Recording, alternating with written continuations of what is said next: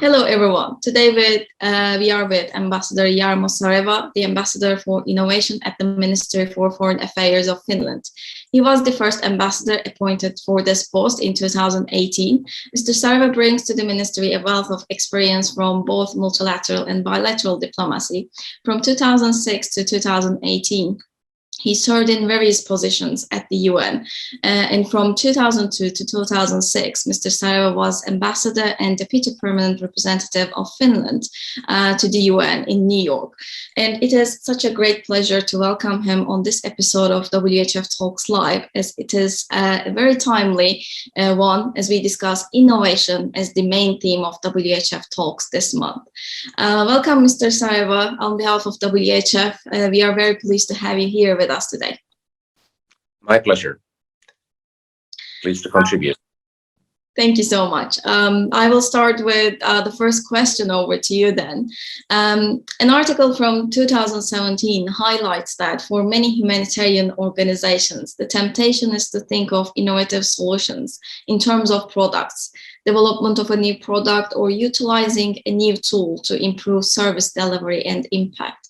But the range of definitions associated with innovation covers all aspects of an organization's operations, including products, systems, models, methods, and partnerships. Why is this differentiation between these definitions of innovation important in the context of international development? Thank you. Let me start by pointing out that globally, we face a plethora of very complex challenges and problems. And we really cannot respond to these challenges through piecemeal solutions. We need systemic responses. And in terms of innovation, technological innovations, while beneficial and while necessary, won't do the trick by themselves. Gadgets and solutions which are parachuted from above and from afar will definitely make us fall short of our goals. We must therefore combine technological innovation with social innovation and systems innovation. And in this regard, I would like to point out to and highlight Finland's own experience in social innovation, which in no small part can be credited to raising Finland from a poor agricultural society to one of the most advanced societies of the world today. I would also like to stress that we must adopt a human-centric approach to innovation, where design thinking permeates our approach. We must understand the user. We must challenge the existing assumptions, and we must really redefine the problems that redefine the problems to find solutions that might not be instantly apparent with our initial level of understanding. And finally, let's also keep in mind that innovation can also be of the frugal kind. And here, South-South collaboration and sharing experiences and sharing innovations in the South-South context. And also the North learning from frugal innovation is really important. That's great. Geographically, you mentioned the importance of innovation and where it is most needed, maybe. But where do you feel that innovation is most needed in the humanitarian sector by way of partnerships, systems, methods, and etc.? Well, again, I need to stress that technological quick fixes alone do not suffice. Especially if we do not engage the local stakeholders and adopt a systemic approach. And moreover, no amount of brilliant innovations and passionate innovators can help if there remain what are essentially political blockages to the provision of aid. This is, and this goes, of course, beyond the scope of innovation. But then it is really important that the UN system and the donor community work together with the recipient governments to ensure that such political blockages are removed. What I think is positive is that in recent years, donors have increased funding available to support innovation, including in the humanitarian innovation area. And they have vastly developed policies that encourage innovation and which harness new technologies to help those in need. So what I'm saying is that financial resources and policy tools, while not alone sufficient, are really a sine qua non in this regard. Now, at the same time, we must bear in mind that in order to achieve scale and impact, we must ensure policy and operational coherence among donors, including those in the UN system. So we must do this so as to ensure that innovations are not stuck at the pilot level or siloed within one single organization or one single donor country. And then finally, of course, as in so many other areas where we want to improve the lives of people, we must continue to improve and fine-tune the use of evidence. Thank you. Thank you. You mentioned about scaling up and impact. Probably it's one of the biggest issues, challenges that innovators face, especially on the scaling up part. What are the challenges you see from innovators' point of view, and what can be done to address this issue to help innovators to scale up more efficiently and quickly, maybe? Well, one key challenge is, as we know all too well, is the slow pace of aid delivery.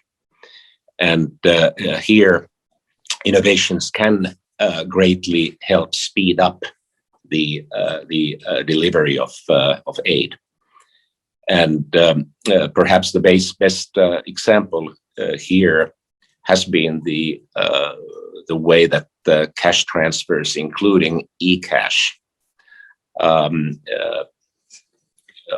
often much more effective and efficient than other forms of aid, because they provide the affected people with the means and the flexibility to decide and prioritize their own personal recovery.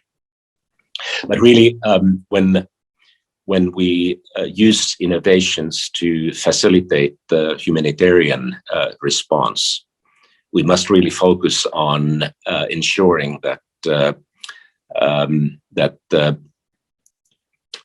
they are carried out in a way which is compliant with the principles of effectiveness, impact, efficiency, relevance, appropriateness, coverage, connectedness, and coherence.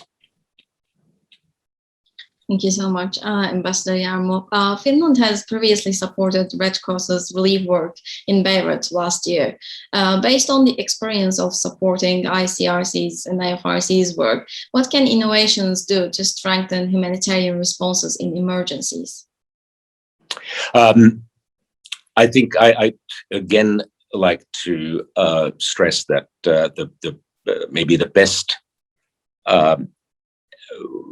best ways or best impact that innovations can do in a post-disaster setting is speeding up aid delivery.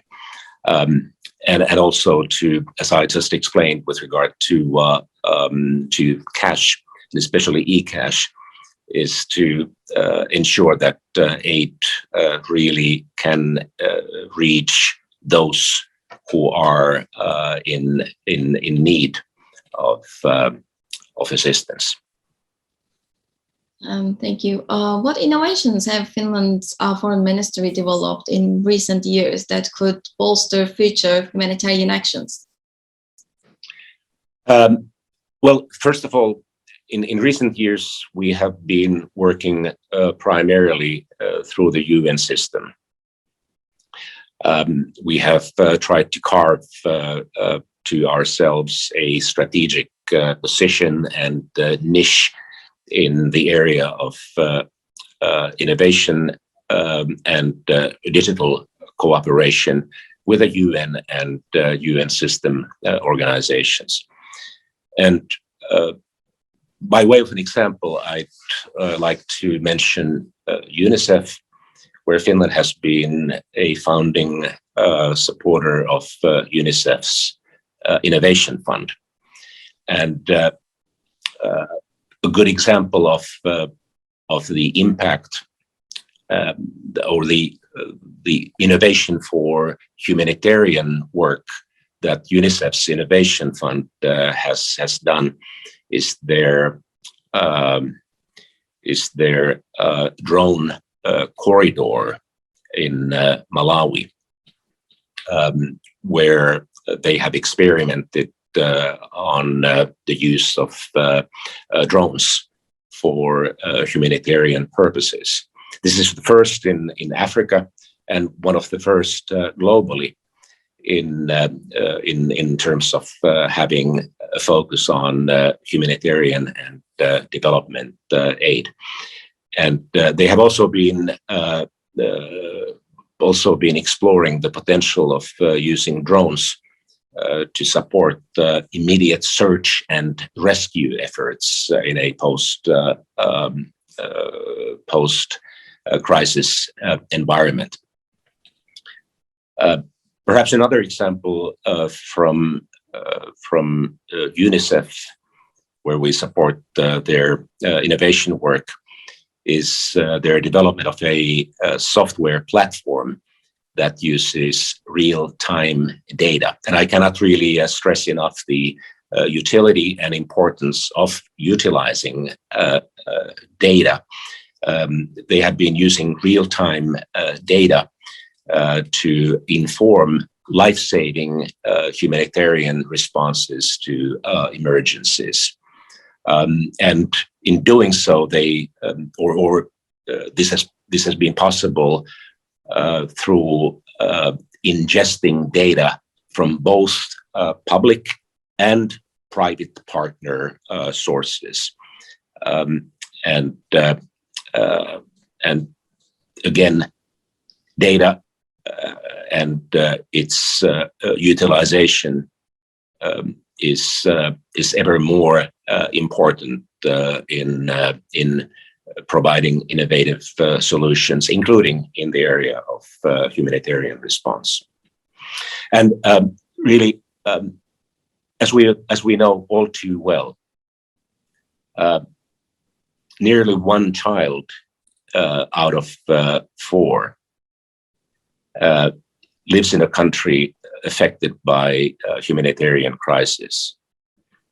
And some 50 million children have been uprooted from their homes. And to address these challenges, innovation is more important than ever. And that's why we have partnered with UNICEF to leverage innovation to help children. As I said earlier, we have also sought to carve ourselves those strategic position or niche in the UN's innovation ecosystem, and we have built a small niche presence for the UN's innovation in the Helsinki area. We currently host the innovation lab, or one of the innovation labs of the UN Global Pulse program, which works under the executive office of the Secretary General. And more recently, we also host the impact investing program of UNOPS, the UN Office for Project Services, which also encompasses the UNOPS innovation work. So we are trying to be strategic and build strategic and help build more strategic and systemic solutions in the area of innovation. Finally, the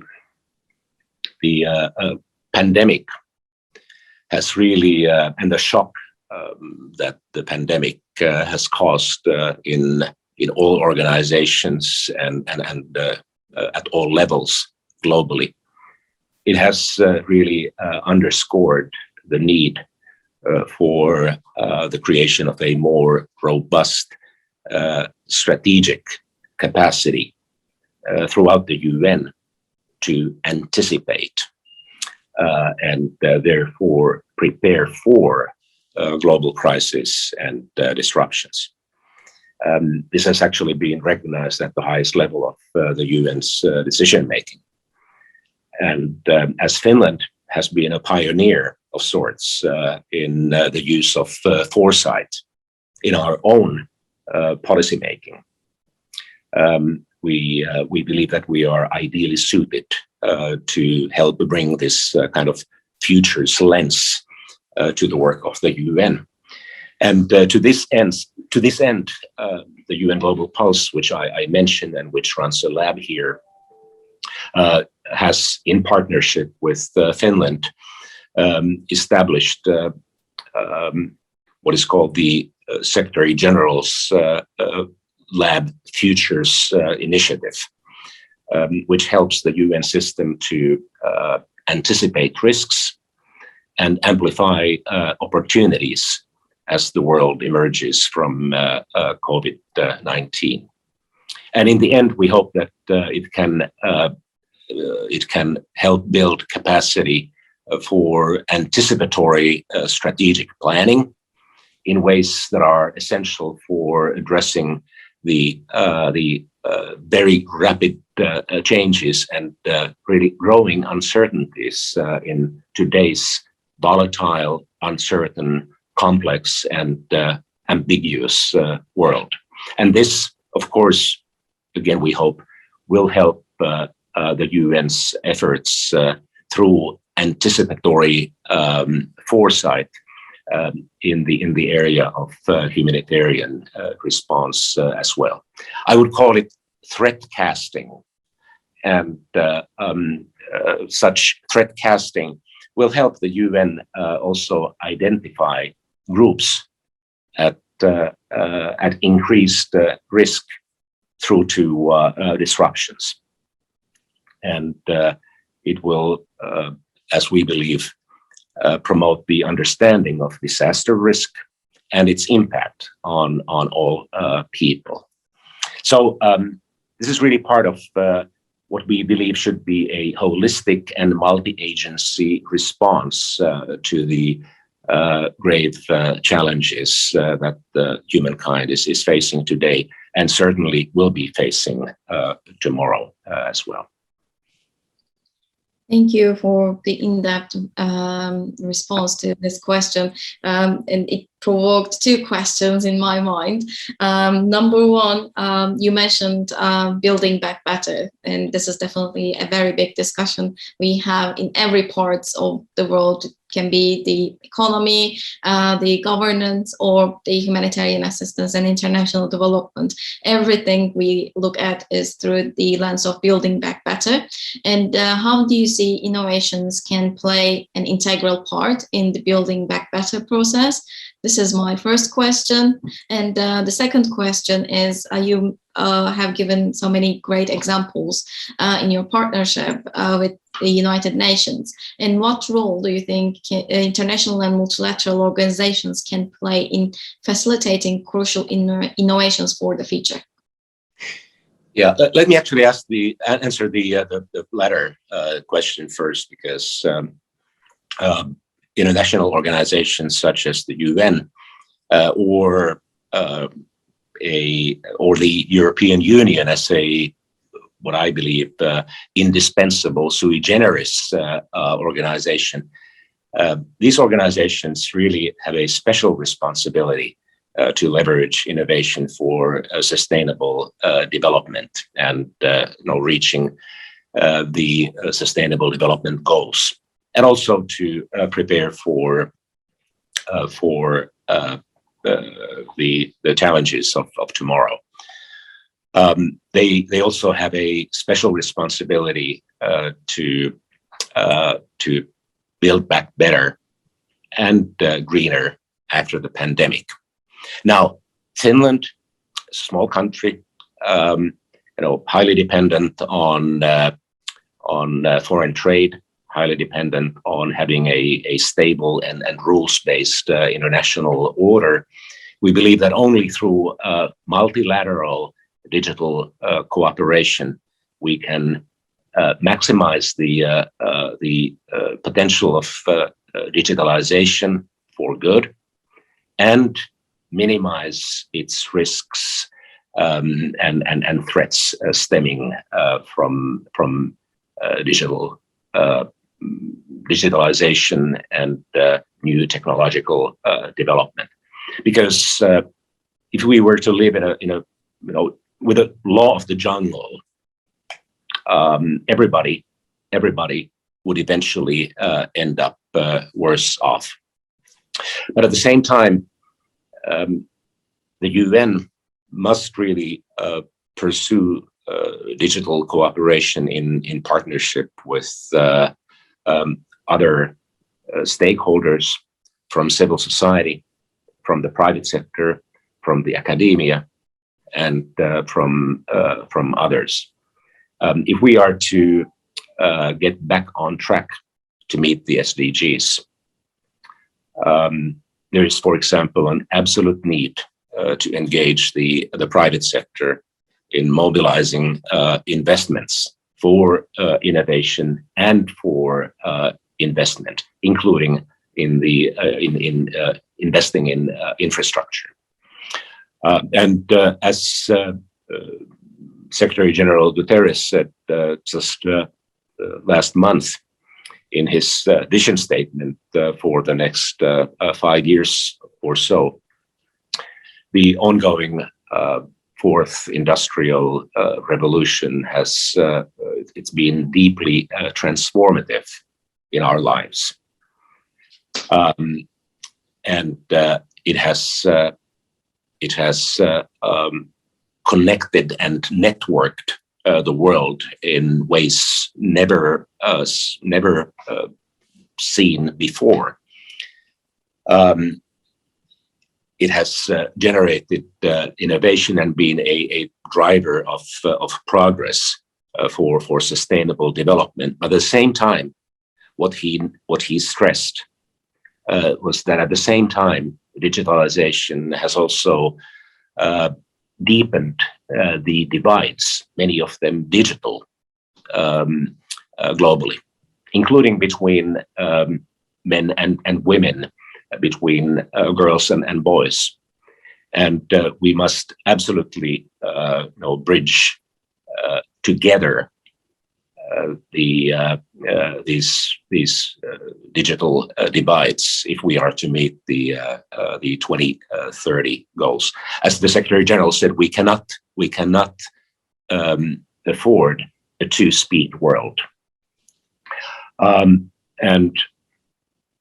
Let me just note that Finland has been a strong supporter of the Secretary General's roadmap for digital cooperation and its implementation.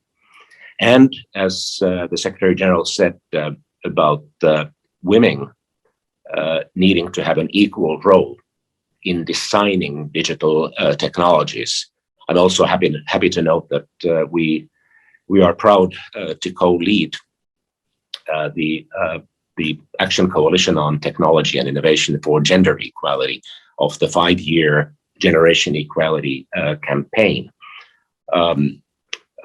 Gender equality is really part of the DNA of Finland's foreign policy, and we really must leverage technology and innovation to ensure that women and girls have the equal opportunities in tomorrow's digital world. Now, as to your first question, building back better and greener. I could go on about it for a long time, but let me just note that this is not only extremely important, but at the same time, the environmental dimension of sustainable development is key to where innovation can make perhaps the greatest impact. This is where innovation can really change the course and make us return to the path of climate resilience and meet the climate goals that have been agreed and avert a global catastrophe, to put it bluntly. And in a number of countries, including in Finland, the climate goals and policies are now they have strong and explicit links to our national innovation and business policies. And in all countries and at the global level at the same time, these links must be strengthened through policy and funding mechanisms. So there's clearly a shift of sorts underway to emphasize more strongly the design of and implementation of what I would call mission-oriented innovation policies. Perhaps in no area more than in innovation that would help us reach net zero. And these mission-oriented innovation policies are exactly a response to what I said at the beginning, namely that the problems that we are facing are so complex that a piecemeal or sector or vertical specific approach is no longer possible. We need to have a mission encompassing a number of verticals and a range of stakeholders nationally and globally to make progress. And for Finland, please interrupt me if I'm tooting our own horn here too much. But for Finland, net zero technologies are really cutting edge themes for our own competitiveness and for our own innovation policies. One final thing about building back better and greener. Here too, I would like to stress the importance of and the essential need to engage the private sector. Without a genuine market orientation, it cannot be done. So we need to build incentives for the private sector to be a part of this. And I think smart money and smart businesses have realized this. It requires some risk taking. It requires foresight. But those companies which do not look in the rearview mirror, but look forward, or to quote Wayne Gretzky, a famous Canadian ice hockey player of the past, you must go where the puck is going and not to where it is coming from. So businesses that realize this are the winners, and this is seen very clearly in the area of energy companies, where those companies which are sticking to the past have seen their market value shrink in comparison to those who are more forward looking. But at the same time, we must ensure that at the early stage of innovation, there's sufficient public funding available for startups, because startups are where innovation thrives. And we also need to ensure policies that ensure a level playing field for all companies, big and small alike. Sorry for the kind of diversion to industrial policy or perhaps lack thereof, but I'm quite passionate about this. It is definitely relevant, and at WHF we are always saying cross-sector partnerships are one of the main pillars that we need to promote. So definitely private sector integration, public, as you mentioned, public funding to be created for startups, and policies to be created. Definitely these are things that we should all pay attention. So there is no going off the limits. So that was really good. And Finland is a champion in innovation. So also it was quite good to see case studies from Finland government's perspective as well. So all was good. Thank you so much. An increasing focus has also been placed on localization, how local actors can be better empowered to take control of humanitarian situations in their respective countries. Do you see innovations aiding this goal in the future, and how can national governments facilitate this transition? Well, as I said earlier, local ownership is really essential.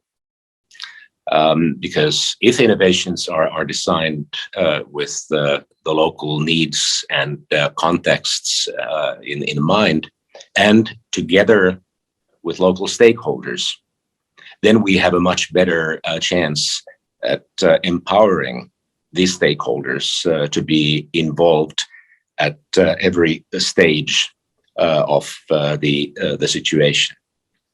Having said that, I think and as to how national governments can facilitate this transition, this is as much a political question as about anything else. And what this means for the UN and for other donors, for the entire donor community, it means that we need to work with the governments in question collaboratively to help them understand that the engagement of local stakeholders will eventually create a much better and, above all, more sustainable outcome, and also build resilience for the future. This can be very political because at a time when there's a trend in many countries for civil society, there's kind of a shrinking space for civil society in many countries. This can become a political matter, but the donor community must really insist and also point out to the governments that it's in their own interest that local stakeholders from all levels of society and from all sectors be involved. Thank you so much, Ambassador Jarmo. It was a very thought-provoking discussion. And as my final and last question to you, we say 2021 is the year of hope. So what your final message would be for the year of hope and for the WHF community? Well, I'd like to just re-emphasize that we are facing both challenges and opportunities globally, nationally, in our personal lives that are in so many ways unprecedented. And a lot of these challenges will persist. It can be stressful at the organizational, national, and personal level. And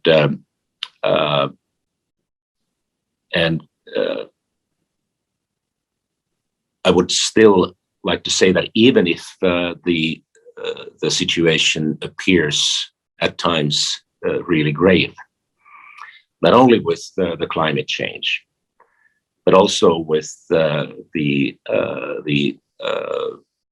current and certainly future pandemics, with regard to the rising inequality and authoritarianism in many places, with the what is a seeming retreat of open societies, with the social and political polarization all over the world. I'm still, and this is what I'd like to stress, I'm still an optimist, because I do believe in human ingenuity, in innovation.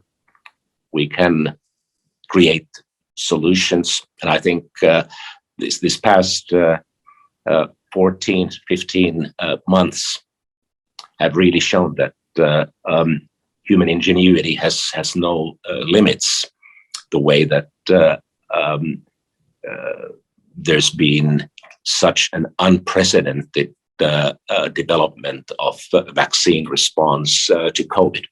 With human ingenuity and our ability as social animals, we can pull together for our common good. So even if it looks pretty grave out there, and even if we should have no illusions about the severity of the challenges that we face, I'm still an optimist. Life today for so many people in so many places around the world is so much better than what it was 20, 30, 40 years ago. I'm sure we can fix it, and just let's bear in mind that we cannot fix them without innovation, and innovation which is collaborative and which involves all. Thank you.